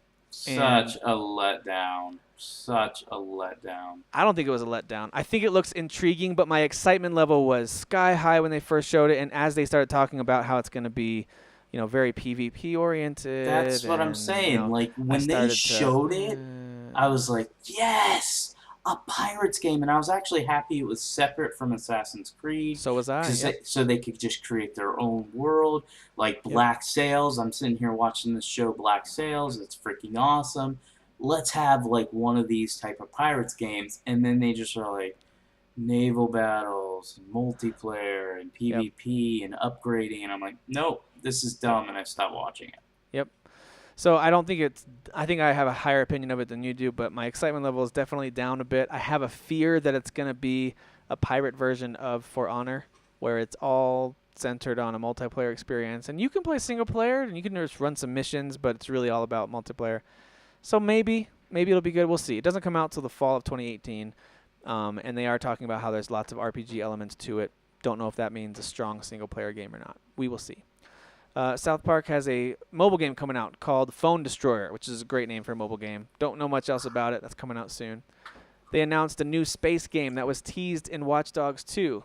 There's a file you can steal to kind of see this game developer's new game that's coming out, and it shows you you see this image of space, and this is what this is. This was Ubisoft's new game. I like that they were kind of making fun of their own leaks. This game's called Starlink Battle for Atlas. It's a new space game. It involves some toys to life stuff you can do to build your ship and then put it into the game. But there's also digital collection options if you don't want toys for life cluttering up your shelves. So you can collect them digitally as well. They just gave it a 2018 release date. And then I'll go through these last 3 pretty quickly. New DLC for Steep. It's Olympics themed. Comes out this December. Far Cry 5 has already been revealed, but they showed a new trailer and they showed some gameplay, and it looks beautiful. It looks amazing. I cannot wait for Far Cry 5. I'm going to kill all those cult leaders. It's going to be great. I just want to play it co-op. I really want to play this game co-op. It looks so fun. And the villain has a nice singing voice. He was singing Amazing Grace or something. I was like, hey, he's good singer. He probably really loves Jesus, so I'll probably be rooting for the villain. Yeah. You're like, when can I control the good guys? Yeah. And at the very end, their mic drop moment was a trailer that everyone kind of thought at first might be Beyond Good and Evil 2, and then it wasn't until the very end that it was confirmed. This is Beyond Good and Evil 2. No release date given yet. It was a cinematic trailer only. The animation looked beautiful. It looks like this kind of animal world and it's very rated M now. I think Beyond Good and Evil before was not rated M. Might have been T. I think that was like a teen game. Yeah, Maybe so they're it was definitely mature. upping the ante. There was tons of violence and lots and lots of bad language, but looks intriguing. Looks very intriguing. So my game of the show for this, I'm really excited for Far Cry 5, but I'm going to give the edge to Assassin's Creed Origins since I didn't pick it for the Microsoft one. I cannot wait for the series to come back. I'm excited for it, and other than Mario Odyssey, I see this being the game I spend the most time with this fall. So. For me, obviously Assassin's Creed Origins is the game I'm the most excited for, but since I had already seen it in Microsoft's a show, I don't really consider it a great showing in the Ubisoft show. So my favorite surprise game would be Beyond Good and Evil 2. I'm not a Beyond Good and Evil fan. I own the game, but I played like maybe 5 minutes of it because it's so dated. But I think this game looks really cool. The disappointing part of it is it sounds like it's like one of those games where they literally have just built this trailer Yep. and done nothing else. And so I'm just saying that's how it feels. I'm not saying What that's made me they've nervous was at the end was he said, "We are doing this for you, the fans." They brought out some people who were very emotional, like finally we're bringing us back. But then they talked about how we want to hear from you, the community, and almost like let us know what you want to be in this game. And I was like, oh my word, this isn't going to come Yeah. out for years. done. This is going to be years. And They're that's still why I asking was for like basic input and what should be in the game. I was like, wow, it's so going to be a long let's say this. The trailer was freaking awesome. It was. But my excitement for the actual game is very slow, Totally very agree. low. Totally. So agree. for me, and I was really surprised again. I guess this is just I'm not like any of you guys. This show was a B- at best, maybe a C+. It's not a good show. I gave it an A- because I thought they killed it. I thought Mario Rabbids, Assassin's Frick did Creed they Origins. kill? They killed The my crit- interest. That's what they freaking killed. No, man, they killed it.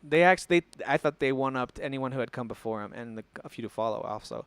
Assassin's Creed Origins, of course, Microsoft stole their thunder a bit, but it's still their game, so I thought it was great to see some new info on that. Skull and Bones, even though I'm a little bit hesitant about it now, I thought it was great in the moment. It was great to show some new IP that they're putting together with games like Skull and Bones, Starlink.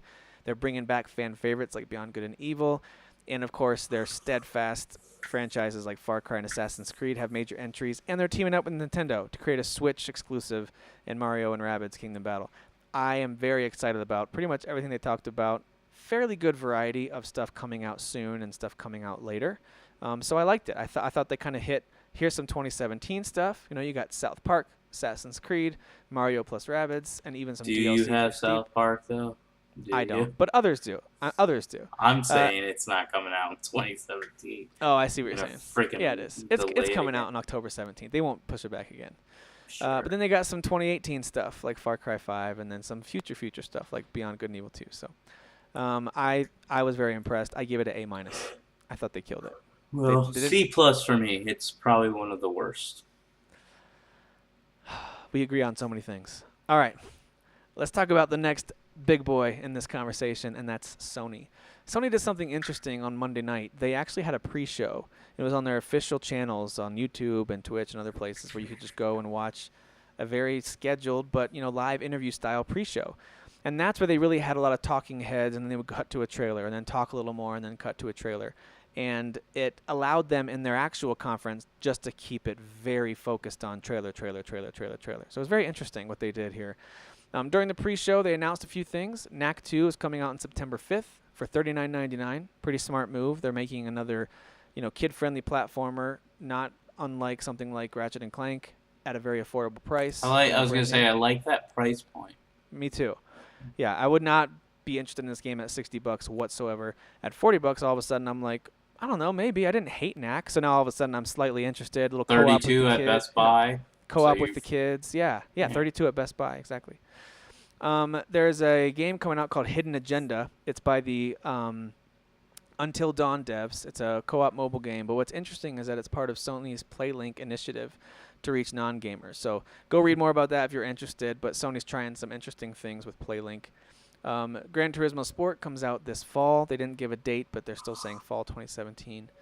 Housemarque's new game coming to PS4 on August 15th is Matterfall. Someone like Moose Kluel is very excited about that, so congratulations to you, Moose. It's coming out on August 15th. You PSVR owners can own one of the most well-liked games of the last year or so, and that's Superhot. And by well-liked, I mean by critics. Critics loved Superhot, and they loved the unique gameplay that it brought. So it's coming to PSVR. I think it was already on Oculus Rift. So people loved that VR experience. Undertale's coming to PS4 and Vita this summer, and PlayStation X is confirmed to be happening December 9th and 10th. All right, let's keep rolling here. Uncharted Lost Legacy kicked things off for Sony. Not a surprise. They showed a new trailer, still dropping on August 22nd. I'm excited for it, but it's not a Nathan Drake-centric, full-on Uncharted game. Everyone on the show floor and all the reviews, the previews that I'm reading, they're trying to tell me it's a full Uncharted game. But, I'm excited for it. I'm glad that I'll have a chance to play it. It's just I'm not hyped I for think it for some I reason. think it's pretty cool. I get again, you and I are opposite. Like I loved Uncharted 4, but I didn't like love it like you and other people. But this, I was actually watching it and at its price point and all that stuff. I'm like, are we getting like a full experience? It And looks like feels it's like nearly a that. full game, yeah. Yeah, so I like that. I like that. So that'll The be fact good. I'm that glad there's something coming. we would have It's- another Uncharted. I know Yeah. it's not going to be exactly what Uncharted 4 was, but to Yeah. have another Uncharted experience and that quality Yeah. in 2017, I think that's pretty cool. Well, based on how Uncharted 4 ended, we might have another Uncharted in the future that does not star Nathan Drake. Could be interesting there too. So this may be a little preview of what Uncharted can do without its. I don't think it'll be former made character. by Naughty Dog, By or Naughty if Dog. it is made by Naughty Dog, it would not be made by their A team. I think that team's ready to move. Yeah, I think on. they've moved on. Yeah. They announced a expansion DLC for Horizon Zero Dawn called the Frozen Wilds. Comes out this year. That looks pretty cool. I think pre-orders are already up. If you want to go grab that, $15 right now. Although when you listen, it might have already jumped back up to 20. But it looks like a story DLC. It looks very cool. Did if you like buy Horizon. it? Not yet. I gotta buy it tonight. We'll see. Days Gone extended gameplay trailer. They showed you running a whole mission and using the environment to get zombies to attack your enemies to free an ally. Looks interesting. Still no release date. I don't understand what Sony's doing. They won't even tell us a ballpark of when this thing's coming out, so nobody knows. Days Gone's been talked about for too long, so my hype is gone. All right. Then they announced Monster Hunter World comes out in early 2018. It is a multi-platform game, but people will be excited that Monster Hunter, a new iteration, coming to the PS4. I was very excited to see a full remake of Shadow of the Colossus announced by a company called Bluepoint, and fully rebuilding the game. It's already a fun game to play, and if they fix some of the finicky Fix the controls and some of the controls. camera stuff, then you could have a great game to re-experience there on the PS4. They gave us an extended look at Call of Duty World War II. That's great. Congratulations to everyone who's excited for Call of Duty. I am glad they're going back because I thought Battlefield 1 was great. I thought World at War a few years back was pretty great. But Call of Duty needs to take a year or two off, I think. PlayStation VR stuff. You're excited about this, Derek, I know. They showed some Skyrim, Bravo Team, Star Child, Inpatient, and Final Fantasy 15 fishing minigame. Huh? And a game called Moss. So I was totally you know what? wrong. I They would did talk totally about play VR. that too. If I ever hooked up my PSVR, I would totally play that. I was Final wrong. My Fantasy. prediction was wrong. They totally talked. They didn't just talk about VR. They had this whole flashy intro screen with the VR helmet, and then they showed the games for, I thought, way too long. It seemed like 10, 15 minutes of VR stuff. Maybe it Especially wasn't that long, since, I mean, it sold well, but I don't think it sold that well. but yeah. Well, I they're think still they're really apparently trying not that Well, easy to find. like I So said, demand though, is there. like I said, I'm happy that Sony's at least saying, hey, we haven't given up on it after a year. So. Yep.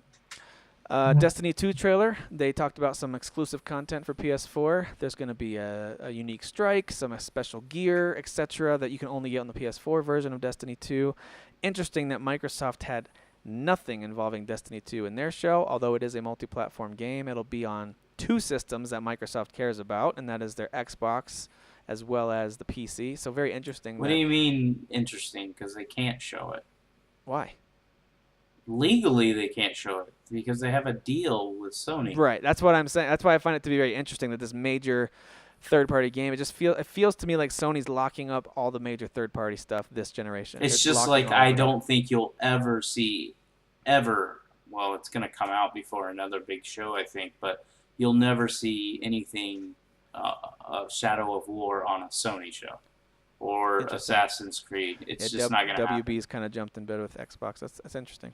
Mhm. They showed some God of War extended gameplay and announced it's coming in early 2018. That's good news. I'm glad it's not too much farther away. Hopefully it doesn't get pushed back. No release date for Detroit Become Human, but they did show a new trailer. It looks like one of those things that all the androids are sad and then they get mad and then they have this uprising. So it looks interesting. I still think Detroit looks interesting. Sad! Exclamation point. Mad. Sad. And then Spider-Man extended gameplay, announcing the game is going to come in 2018, but they showed us quite a bit of this game.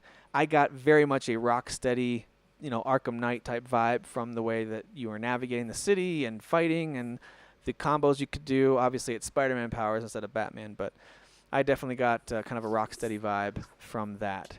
So I think that looks great, but it doesn't come out till 2018. And that is why my grade for Sony can't be any higher than a B-. Agreed. I thought that although they showed some great games, most of these have already been talked about. Most of these were covered last year in E3 or last year at PSX, and then we get to this E3, and we can't wait to see what they've got next.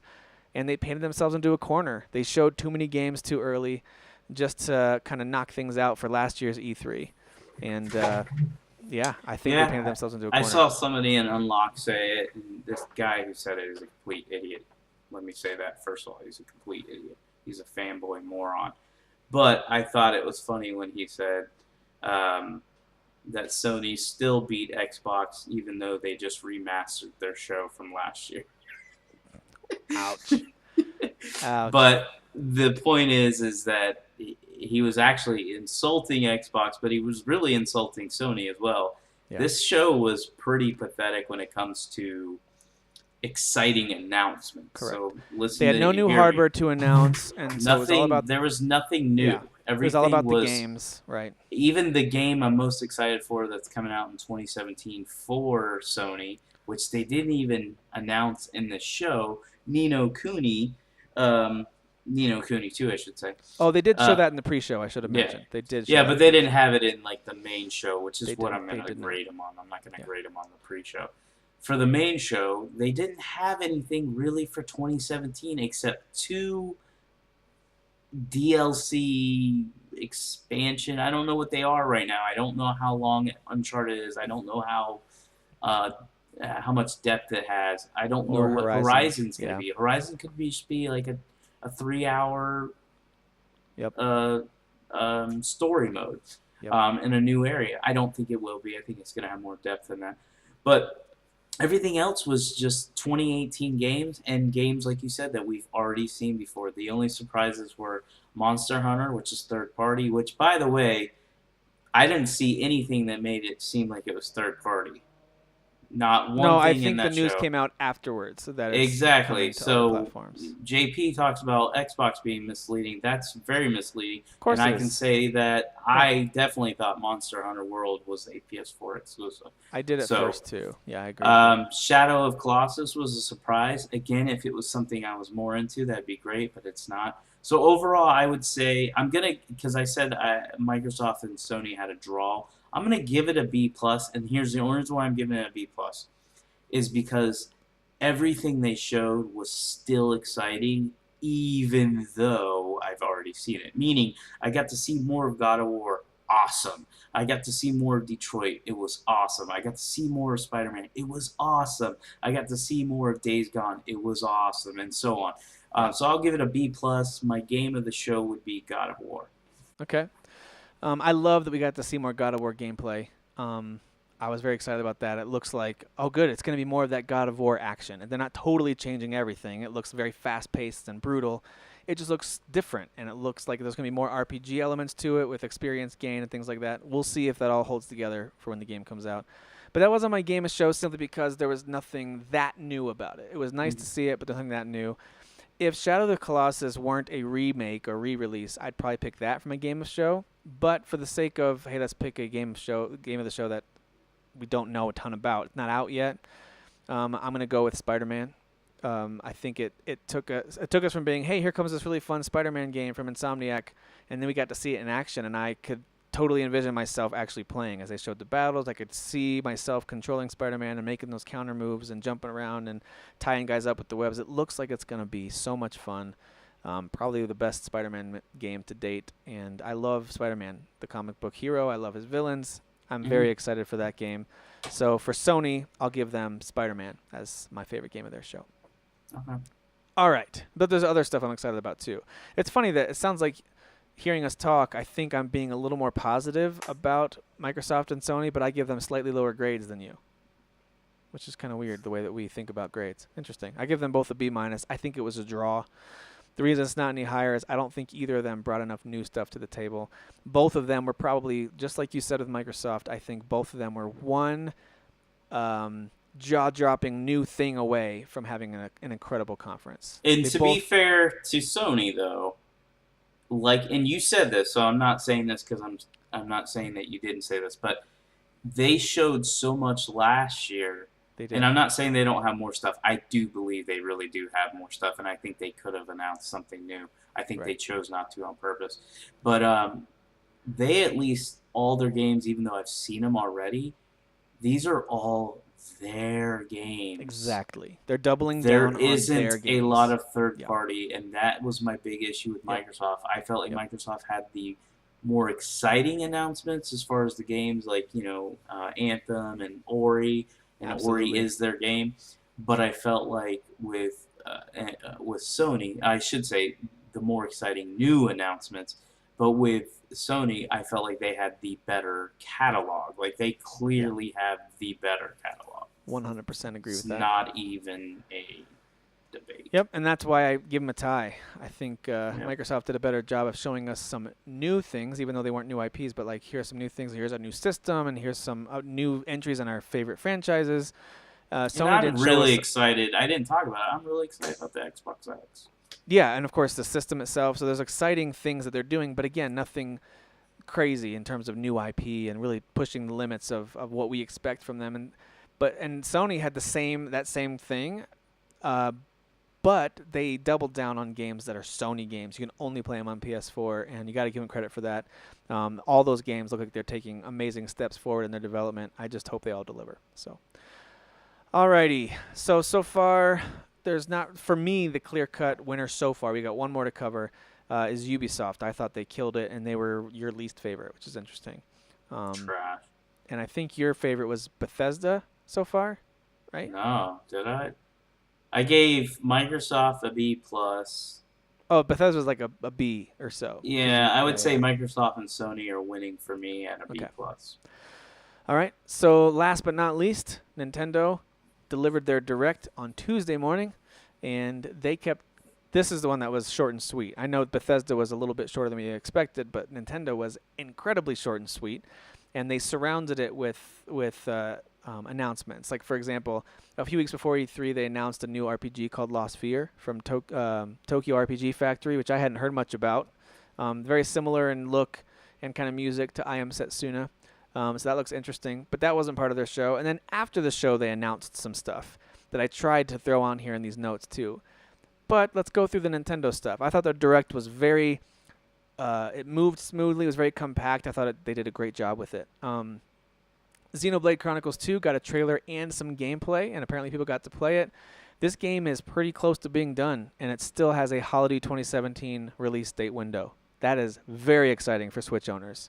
We're talking a mega adventure RPG coming out this holiday for your Switch. It looks beautiful. The art style, I think, was a brilliant choice because I don't think it's going to be as taxing to a system like the Switch. And it still looks breathtaking as you kind of saw these open, kind of like Zelda. Like they chose an art style that really fit the system, and it's able to show this incredible scope of this game. The RPG elements look like a lot of fun. Xenoblade 2 looks awesome. Love it. And most exciting part, 2017. 2017, I know, crazy. And they even said in this Direct video, most of what we're showing you today is coming out in 2017. And then they showed us 3 games in a row that are not coming out till 2018. They showed us Nintendo. They showed us Kirby. Right after he said that, he goes, most of what we're showing you today comes out in 2017. And then they showed us a new Kirby game. No title yet because it doesn't come out till next year. A new Yoshi game. No title yet because it doesn't come out till next year. And by the way, there's a new Pokemon RPG in development. No release date. Just know that they're working on it. Yeah, they full-fledged literally Pokemon game. just talked about it. They didn't even show Yep. a picture. Yep. So then he talked about 3 that were outside of this year. And actually 4. They mentioned probably one of the most exciting announcements of all of E3 week. Metroid Prime 4 is currently in development. They even had a logo come up, with the designs in the background. It was very exciting. Metroid Prime 4 is development. I'm so glad Nintendo's listening. I'm glad they're making that game. It's not for everybody, but I think it's going to speak to a very specific audience that Nintendo's been missing for the last few years. And finally, they started talking about stuff for this year. New Zelda DLC, the first pack arrives on June 30th. That's going to be, I think, Trial of the Sword and some new features on your map and some other new things, maybe some new costumes, gear, things like that, new hats. And then there's going to be another one, a much bigger one. It kind of reminds me of what they talked about with The Witcher back in the day. They're like, we're going to have a first DLC pack that's a more compact story, and then a massive DLC that's much bigger. I'm not saying that the June 30th one will match Hearts of Stone. I'm just saying it reminds me of that. Because the second Can I ask you DLC a question about this DLC? Yeah. Like I said, I bought it under my account, but my daughter's playing under my account, so I had to create a new profile to play my game, the one I'm playing on. That's the one I'd want to play DLC on. Can I buy that, even though that account's not? It's not. You can, because I haven't bought it yet, and I'll be able to. And right on the main menu, there's a downloadable content button, and you can go in there and. Even when I'm logged in, because I'm not the one I'm playing on now is not. It's not linked to Nintendo at all. It's just a sub account. That I don't know. I think it does See, match that's to your what I want. profile. So yeah, you might be out of luck. I might be screwed. I might have to play from my daughter's account. Okay. You might. Just curious. The second one comes out sometime this holiday. It's going to feature the 4 champions more in depth. It's going to be a story-based DLC, and it's going to feature some new amiibo, which I'll admit actually do look kind of cool. They do. And they'll have some cool features that they bring along. And then came the announcement that even though it's not a new game, probably got me more excited than anything else that was announced at E3. I know people loved Metroid Prime 4, but Rocket League is coming in holiday 2017 to the Switch. I'm so excited for this. What a great way to revitalize a game that's now almost 2 years old, and you kind of have settled into who your long-term core audience is going to be, and now you just open it up to a brand new system with lots of momentum. Brilliant move. It's going to feature cross-platform play with the PC and Xbox. And so there's going to be an automatic built-in set of competition to play against. Very, very exciting. I don't know the release date. I'd be surprised if it's past November. I would imagine this comes out in November. It's going to have all the same features and some additional Nintendo-specific vehicles and decorations and decals and all that stuff. That'll be cool. That'll be very cool. I'm excited for that. And they showed some gameplay of it. They showed a trailer of it. It looks great. I knew this game could run on the Switch. It looks great. So here's hoping that the connectivity and all that kind of stuff runs smoothly. Here's hoping that it can run at a solid FPS while you're playing, especially release in handheld mode. online season mode. I would love that. I would love that. Super Mario Odyssey got a nice long trailer and then a ton of Let's Play gameplay stuff and interviews afterwards. There's so much video out there right now of Super Mario Odyssey after this week. Release date is October 17th. I think this game looks epic and amazing. I've heard a few kind of iffy thoughts on the controls, maybe feeling a little more floaty than they're used to in a Mario, or maybe a little more slippery on some surfaces. But overall, the reactions have been insanely positive. Super Mario Odyssey looks like an incredible step forward for that franchise, and I cannot believe we're getting a mainline Mario and Zelda game in the first year of a console's life. It's crazy. Yeah. What a crazy first year for this Switch system. And October is the craziest month ever, with Shadow of War and Mario Odyssey and Assassin's Creed and Wolfenstein 2 all coming out within 2 weeks of each other. My wallet's going to explode. So it really is. It's ridiculous. October's loaded. It's crazy. It's my birthday month, so it makes sense. All right, so they showed us a story trailer for Fire Emblem Warriors. I got a vibe that I got from Fire Emblem Heroes in that they're combining heroes and characters from all these different Fire Emblem worlds that normally aren't connected, and they're connecting them all for Fire Emblem Warriors. It's a Dynasty Warrior style game. I don't know if it's going to be great or not. I hope it's fun. I think it's going to be great just because it's going to be characters I like. Yeah. I love these characters, and I love their playing weapons. Zelda Warriors or whatever it's called. Well, I don't just love the Hyrule characters, but I love their weapons. Each of the main characters, especially in Fates recently, they all have their signature weapon with its own name and its own power. And so if they can translate that over into this Warriors game, you might find me finally interested in a Dynasty Warrior style game, because that would be really cool. I'm definitely buying it. After the show, I found out that for the 3DS on September 15th, so here in a few months, there's going to be a complete remake of Metroid 2 called Metroid Return of Samus. That comes out on September 15th. Yes, it's on the 3DS. Yes, my initial reaction is that I'm bummed, but the more I thought about it, the more I thought, Nintendo is showing us we still care about this franchise. We're putting out this 3DS game, and we are in development for a major Switch AAA release. they still care about Metroid. They have heard their fans, and they're making this game. I think that's Well, cool. And to be fair, if it's a remake of Metroid 2, which is a side scroller, right? It is. So that side scroller is perfect for the 3DS. I'm not saying you can't play that on the Switch. Of course you could. But Prime is going to be more of a first-person shooter type game. It's a bigger game. It's a more epic game, or it should be. And so it's more at home with the Switch. Agreed. I do think that if at some point they release Return of Samus on the Switch, that would be a good move. But I question a little bit less why they're doing a 3DS. It does make sense. And also, another 3DS game getting a remake. Actually, it was a Game Boy Advance game that's getting a remake on the 3DS. Mario and Luigi Superstar Saga is getting a remake. I can attest it is a very funny game. This was back when I tried GameFly back in the day. This game is very funny, very clever. It's basically a Mario RPG that also features Luigi. So it's coming out October 6th for the 3DS. So for those of you 3DS owners out there, you've still got some awesome stuff to play all throughout this entire year, really. And I've heard some whispers about some 2018 games as well. I think that's when it will really taper off. I think next year, once the Switch turns 1, the 3DS development is going to really kind of taper off. But boy, they've gotten a very solid kind of penultimate year for the 3DS here. I think it's been pretty great if you're a 3DS owner. So, Derek, let's let you give it a grade first. How do you grade Nintendo, the final main conference from E3? Okay, so to me, the only big announcement that we didn't already know about, and I'm talking about like announcement for a new game, would be Metro Prime 4. And why I find that exciting, I'm not going to sit here and act like I'm a fanboy. I'm not. So I'm not going to give this any higher than a B-. I did like that they have a good amount of games coming for 2017, especially Fire Emblem Warriors, Xenoblade Chronicles 2, Super Mario Odyssey. That is loaded for me personally. But again, to be fair, and I'm trying to stay consistent on how I graded the other major conferences, I already knew Xenoblade Chronicles 2 existed. I already knew Super Mario Odyssey existed. And so there's cool stuff here, but nothing I would say, oh my gosh, I did get excited by Rocket League. But again, I've owned that game on 2 consoles. I've been playing it consistently for 2 years. While it is exciting that it is going to be on a handheld that I absolutely love and adore, it's not a show stealer. So a B-. Okay. Well, let me make a case for this thing getting a really good grade before I tell you guys what my grade is. I think Nintendo's Direct, even though it was a little too short, I wish it had been a little bit longer. They could have thrown in like the Return of Samus 3DS announcement in here and Mario and Luigi announcement in here. They could have thrown some of these other announcements in to build this thing out, to show the breadth of what it is that they're doing at Nintendo.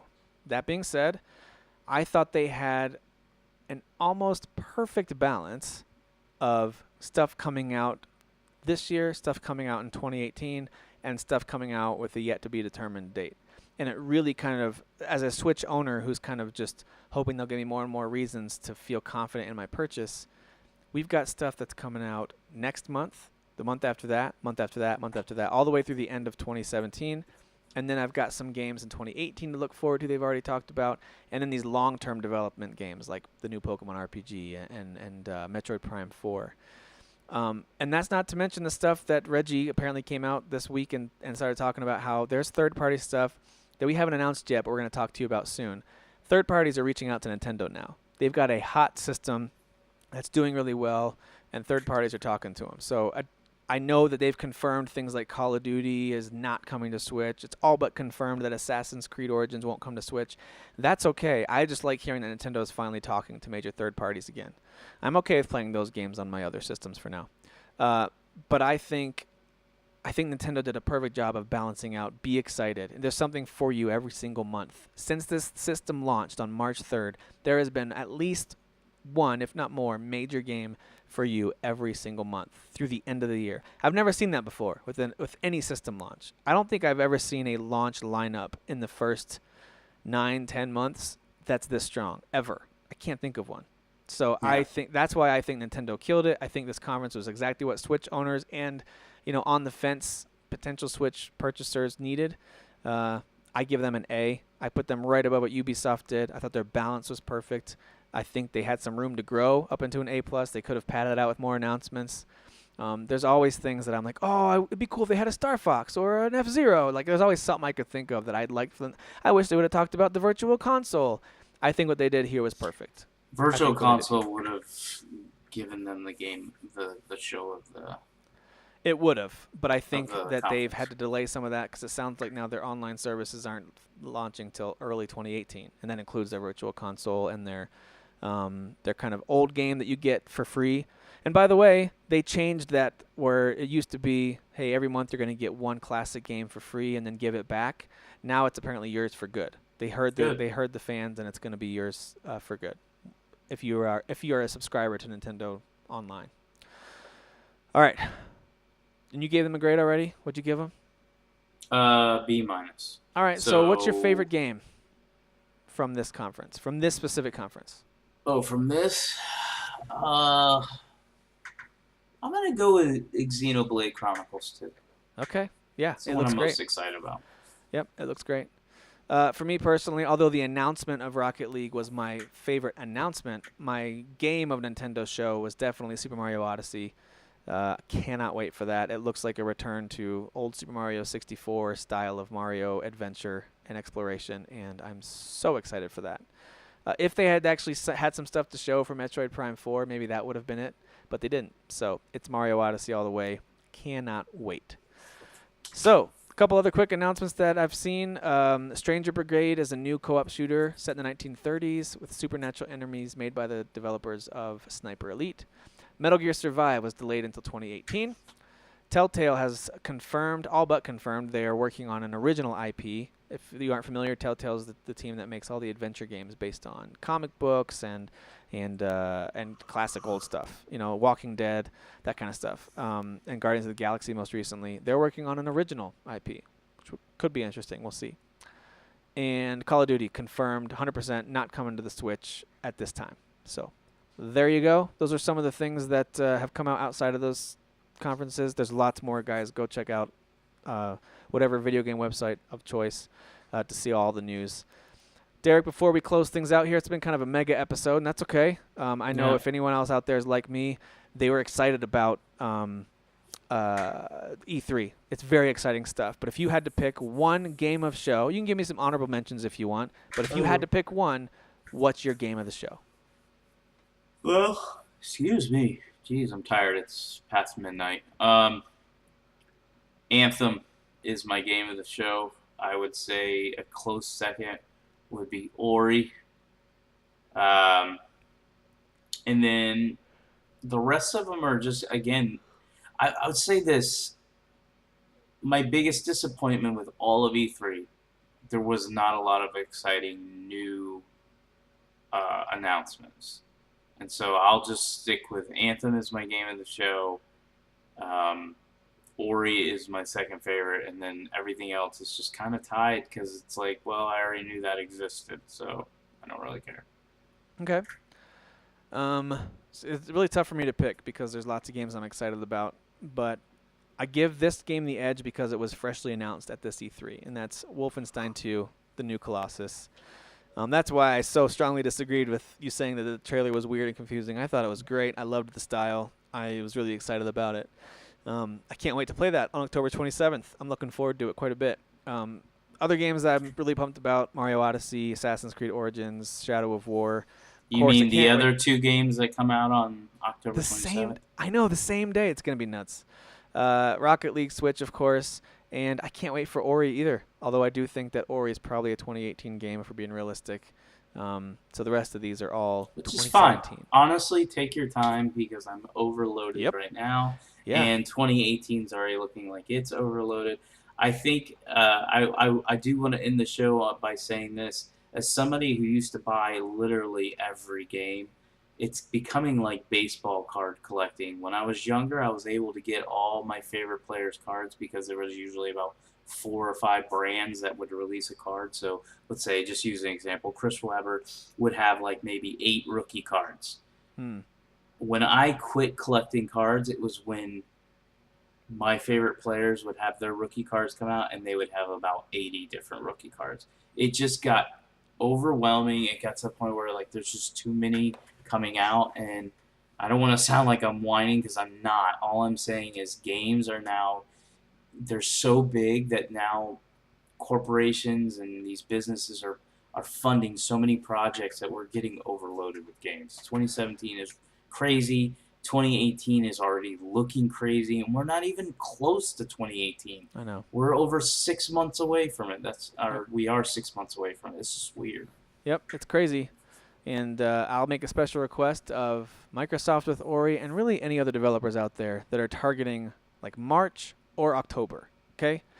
Put your games in the middle of the summer, please.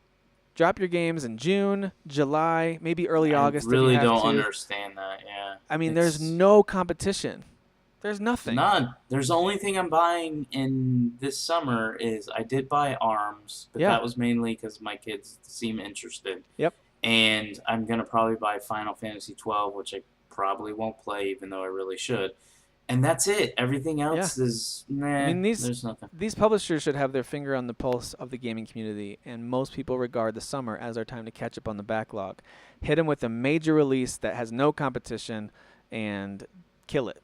You know, I know Arkham Knight had great sales. Of course, it's a well-known property, but they dropped that in June. The amazing thing about that, Tim, and the amazing thing about that is Dying Light did that by releasing in early January. They did. Nobody released games in January. Right. Dying Light does it. It becomes a hit. Guess what? Now they're loading up on January and February. Grow a freaking brain. If they can do it in January and February, that means people buy games year-round. Yeah. Late May, June, July, and early August should be target areas now. Yeah, and I still think January is ripe for some games to drop, too. I think once you get to February, that's starting to get crowded now, too. But January is a good time. I think Resident Evil kind of had that month to itself this year. So yeah, drop some games in January, too. They won't listen to us, Derek. Even though we're smart, they won't listen to us. But it's fine.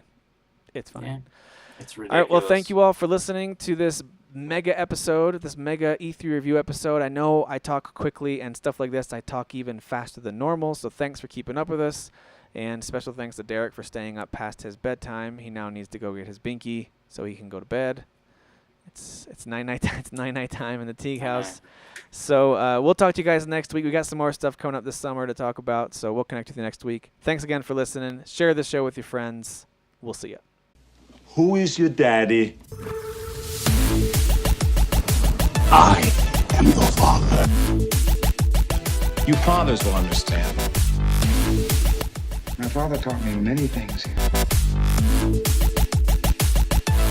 I got an idea. How about you all sit there quietly while I make dad noises?